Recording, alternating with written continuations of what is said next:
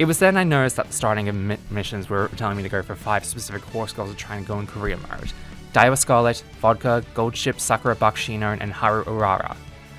with goals to get them to at least 5k fans in their respective career modes, with the rest of their goals within the event lineup being the ones you specifically get from winning big goal races during some said career runs. Taking this as a hint, I started off with Vodka and immediately found myself doing a lot better than a more balanced approach to stats and training with Vodka, with her goals being much easier to manage as well, meaning that I could get past them if I struggled in the early goings by only placing 5th each time. Eventually, however, I managed to get her to some pretty good levels of speed, stamina, and power and managed to plow past most of the races she would be involved in, eventually winning some bigger G1 races like the Victoria Mile and eventually besting the top of the Yasuda Kinen and the Autumn Tenno Show. I didn't manage to get her into the Euro finale, however, but that still meant I got the normal ending for her career and getting her stats up to C+ by the end of it, making her one of my first big wins in the game by that point.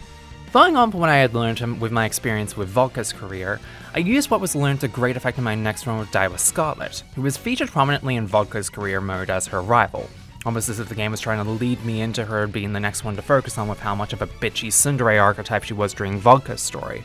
Turns out, however, that's just how they are to each other, with a lot of the story beats from Vodka's run being kind of the same in that regard, meaning that aside from a few key differences relating to Scarlet losing out to Vodka at points if we had placed 2nd or 3rd even, the storyline was basically a mirror image of Vodka's run.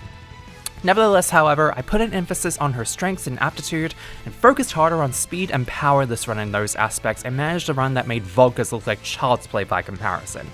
going on a streak of 1st place wins by the end and smashing out the competition as a result.